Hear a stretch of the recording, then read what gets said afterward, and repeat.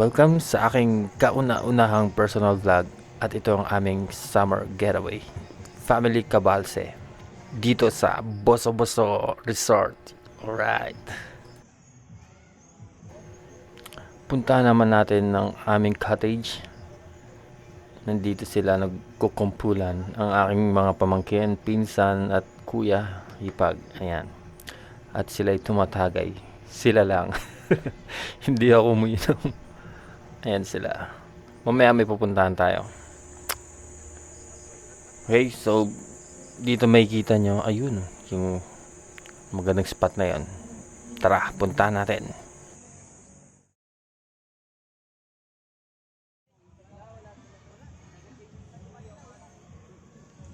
Bale, ako lang ata yung first time nakapunta rito. Mamaya pupuntahan natin yung mga pool. Pero sa ngayon, meron kasing spot dito na nandito yung statue ng Boso-Boso. Hindi ko alam kung sino tong statue na to or kung symbolism lang siya. Pero ang ganda ng spot na to.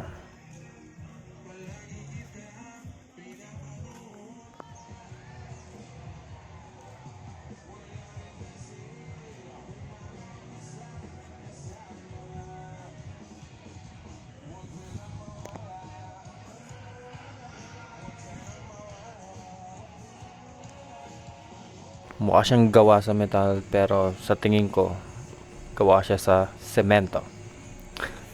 Bakit ko pa pinapakialaman yan? Ito lang tayo sa mga view dito. Ito sana yung magandang spot ng mga cottage nandito. Pero ayun, kinunan ko na lang ng video. Yun, magandang memory siya na nakakasaya yung view. Kumbaga refreshing kahit sobrang init, parang ang presko niya. At ayun, Tower of Liberty. Dito yan sa San Mateo. Sige, ngayon puntahan natin yung mga pool. Yan, ang daming cottage dito. Ang swerte namin kasi hindi gaanong matao ngayon. Kumbaga, sulit na sulit yung pagpunta namin dito at hindi crowded yung mga pool. Ito yung pinakaunang pool na malapit sa pwesto namin. Bale, siguro mga ano lang to, 12 to 16 inches yung tubig. Hanggang tuhod lang ng mga bata, hanggang bewang. Ayun o. Yan yung pinakamababaw. So, safe na safe dyan. Basta nakakatayo yung bata. Dito, marami pang view sa banda rito. Overlooking lahat. Wow! Diba? Ang saya lang kasi napakasimple nung setup, pero tingnan nyo naman yung pwesto, yung location. Yun, sayang wala akong ganong napakaraming kuha, pero sinulit ko naman yung mga, kumbaga yung mga view na ipakita sa inyo para na rin kayo nag-tour sa loob, diba? Overlooking. At tingnan nyo, napakalinaw ng atmosphere.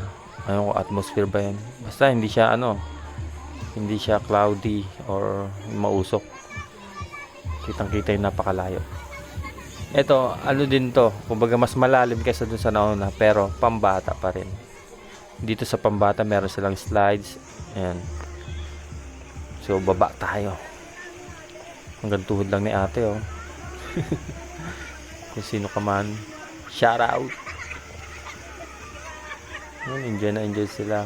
So hindi lang siya pambata, pang matatanda rin. So kung kahit hindi ka marunong lumangoy dito, mag-enjoy ka pa rin sa tubig. Ayan.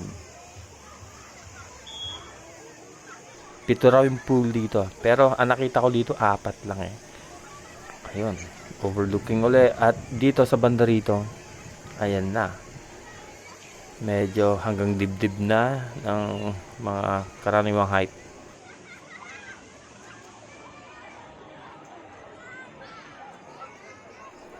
At yun pa yung sa baba. Doon kami nag-swimming. So, syempre, pupuntahan pa rin natin yun. Ayun, si kuya nakasalbabida pa. Kala mo napakalalim Ay, hindi. Nasa 5 feet din yung pinakamalalim. So, kung hindi ka naman kataasan, lulubog yung mukha mo doon. Ayan si pamangkin ko si Angel. Si Daryl yung naka-brown, tapos yung bunso nila si Nicole, pinsan nila. Ayan, mga pamangkin ko lahat yan. Sayang hindi ko nakita yung maraming bata eh. Siguro mga 7 bata pa yung nasa cottage. Oh, hindi, nandun sila sa bandang mababaw ng mga pool. Ayan. So hindi pa to yung kumbaga pang adult talaga. Ayun, hanggang dibdib lang nila. Yung sa baba, ako 5'9". Hanggang ko na siya, hanggang panga. Yun nasa baba pa niyan. Ayan, enjoy.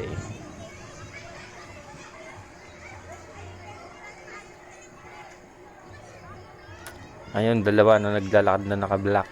Ko din yan. Mga pamangkin, tsaka ayun, family friend.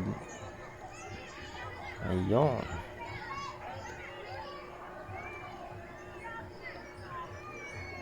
Yan, si DJ. Pipinsan lahat yan. Ate niya yung isa. Hello. Kaway-kaway sa camera. Hindi nila alam na kinukunan ko sila. Hindi nila alam may camera. Ayan, nakatapos na sila ng 1 oras na swimming ata. Ayun. So, basang-basa sila. Siyempre, kakain muna yung mga yan. Bale, nag-enjoy naman lahat. At ito, yung mga kuha ko, mga picture.